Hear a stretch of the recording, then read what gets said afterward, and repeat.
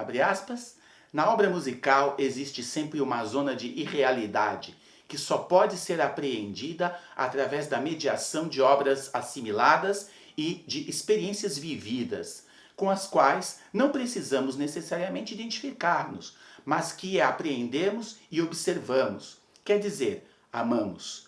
Porque acreditamos que sobre elas, mais do que sobre outras, está acolada a história, e mais livremente somos levados a investir nelas talvez a parte melhor e não revelada de nós próprios, e mais abertamente o nosso próprio inconsciente musical. Fecha aspas. Com essas palavras, um dos mais importantes compositores, não apenas do século XX, mas em qualquer tempo, tenta não responder a, segundo ele, indiscreta pergunta sobre o que é e o que não é música. O vídeo de hoje é dedicado à vida e obra de Luciano Berio.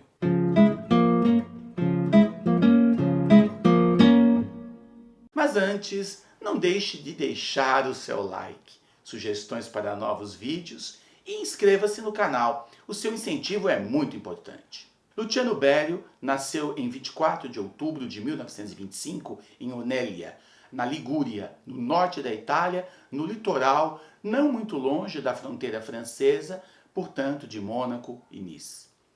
Ele aprendeu piano com o pai, seu pai e avô eram organistas, e após a Segunda Guerra estudou no Conservatório de Milão. Um acidente na mão, como parte do treinamento militar, determinou sua dedicação à composição. Nos anos 50, foi para os Estados Unidos, onde participou do Festival de Tanglewood, e mais tarde frequentou também os cursos de férias de Darmstadt, na Alemanha, onde teve contato com os grandes compositores de sua geração, como Boulez, Stockhausen e Ligeti.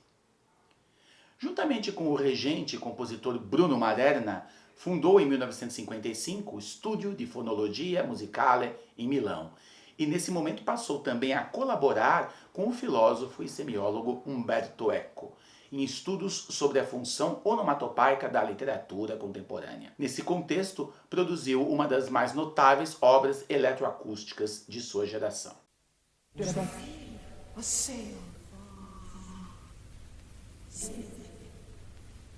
A veil away, so fluted, the spikes winding, cold, silent wrists.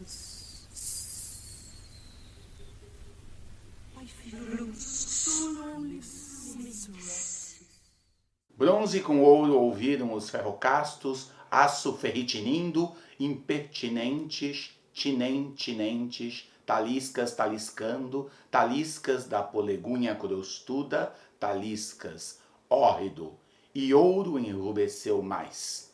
Assim soa em português, na tradução de Antônio Oais, o início do capítulo 11 de Ulisses, de James Joyce, utilizado por Berio em sua obra eletroacústica Tema, Omaggio a Joyce, de 1958, a qual é elaborada a partir de sons derivados da voz de sua primeira esposa, a célebre mezzo-soprano norte-americana Kathy Berberian, tendo como material de base a leitura do início do capítulo que, na obra do escritor irlandês contemporâneo, remete ao canto 12, a tentação do canto das sereias da Odisseia de Homero. Convidado a voltar a Tanglewood como compositor em residência, ele passa boa parte da década de 1960 nos Estados Unidos, onde assumiu um posto no Mills College em Oakland, na Califórnia. Steve Reich, pioneiro do minimalismo, foi um de seus alunos lá. Berio também ensinou nos cursos de verão de Dartington, na Inglaterra, e na Juilliard School de Nova York. Laborintos II, de 1966, para vozes, instrumentos e eletrônica, encomenda da Orquestra da Rádio e Televisão Francesa Berio e ao poeta Edoardo Sanguinetti, por ocasião dos 700 anos de nascimento de Dante Alighieri, e o ciclo Folk Songs, de 1964, para Kathy Berberian, 11 canções para voz, flauta, clarinete, harpa, viola, cello e percussão, são obras de destaque nesse período.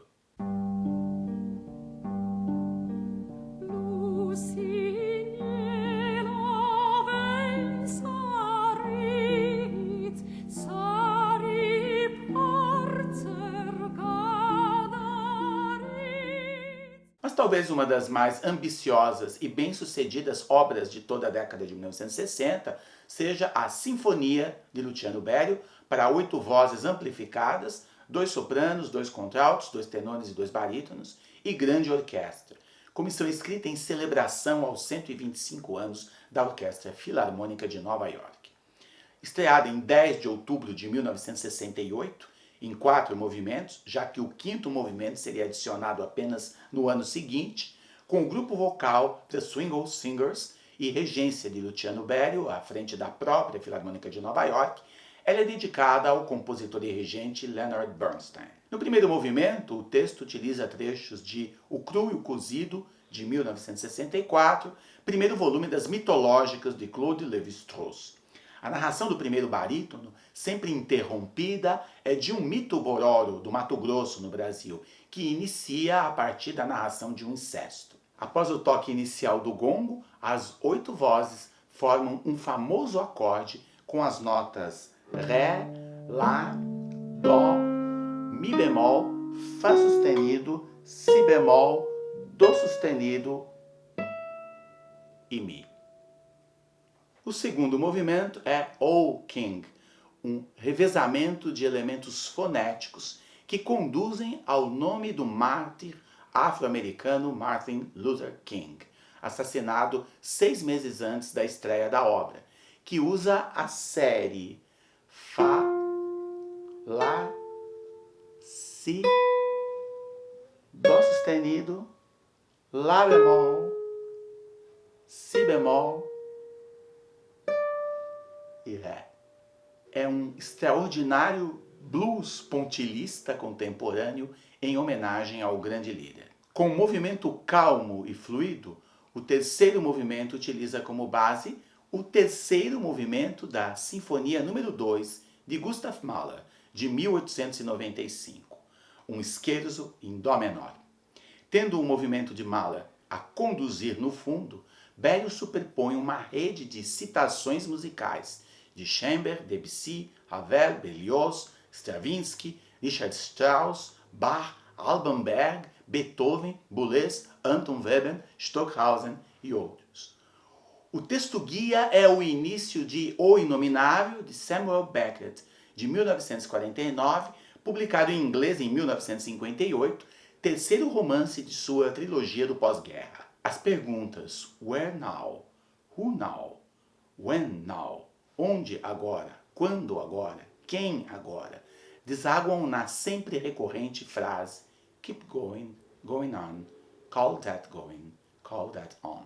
Ir adiante, chamar isso de ir, chamar isso de adiante. Segundo o próprio Berio, o scherzo da Segunda Sinfonia de Mahler torna-se, portanto, um gerador de funções harmônicas e de referências musicais a elas pertinentes, que aparecem, desaparecem, tomam um caminho, voltam a Mahler, entrelaçam-se, transformam-se em Mahler e escondem-se nele.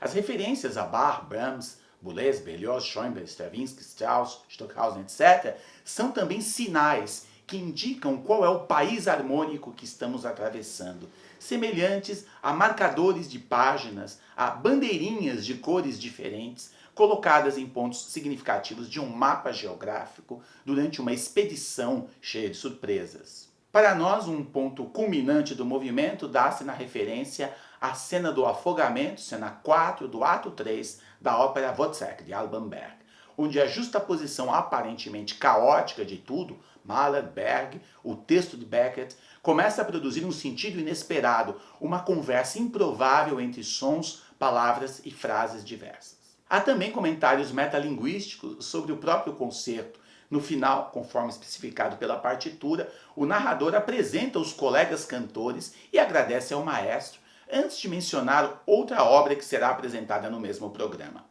Frases retiradas das manifestações estudantis de 1968 são também empregadas.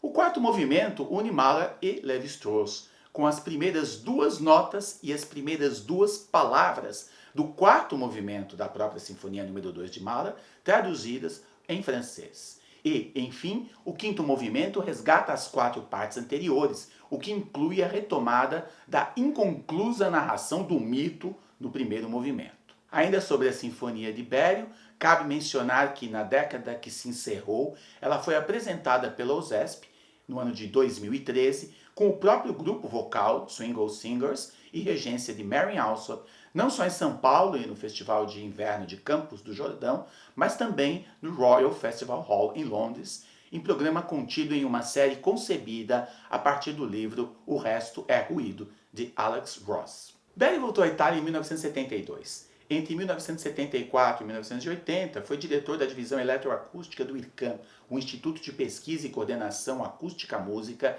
em Paris. E em 1993 e 94, proferiu as conferências Charlie Eliot Norton, da Universidade Harvard, onde também foi professor residente. A Sinfonia, de 1968, seguiram-se obras como Ópera, de 1970, e Coro, de 1977. Um dos mais célebres ciclos de Berio é Sequenza, conjunto de 14 peças, cada qual dedicada a um único instrumento solista, escritas ao longo de 44 anos, entre 1958 e 2002, que homenageiam virtuosos que se propõem a transcender os limites técnicos e o idiomatismo de seus respectivos instrumentos. A sequência número 1, de 1958, é para a flauta, a número 2, de 1963, para a harpa, a número 3, de 1966, para a voz feminina, as número 4 e número 5, que também são de 1966, respectivamente para piano e trombone. A número 6, de 1967, é para viola, a número 7, de 1969, para oboé, a número 8, que é de 1976, é para violino, a número 9, de 1980, é para clarinete, tendo uma versão do compositor para saxofone alto, em 1981. A número 10, de 1984, é para trompete em dó e ressonância de piano. A número 11, de 1988, é para violão. A número 12, de 1995, para fagote. A número 13, também de 95, é para acordeão. E, finalmente, a número 14, de 2002, é para violoncelo. Virtuosos da técnica e do intelecto musicais, como Heinz Holliger, oboé, Elliot Fisk, violão, e Katy Berberian, voz, foram responsáveis pelas estreias de algumas dessas obras.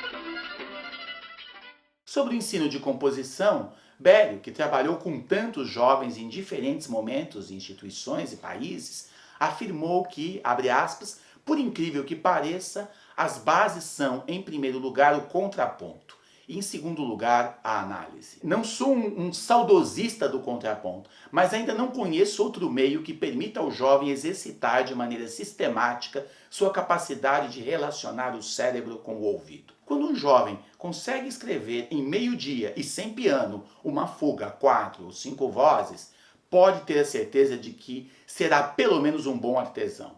E o mundo de hoje tem uma necessidade imensa deles. Fecha aspas. Luciano Berio morreu em Roma no dia 27 de maio de 2003.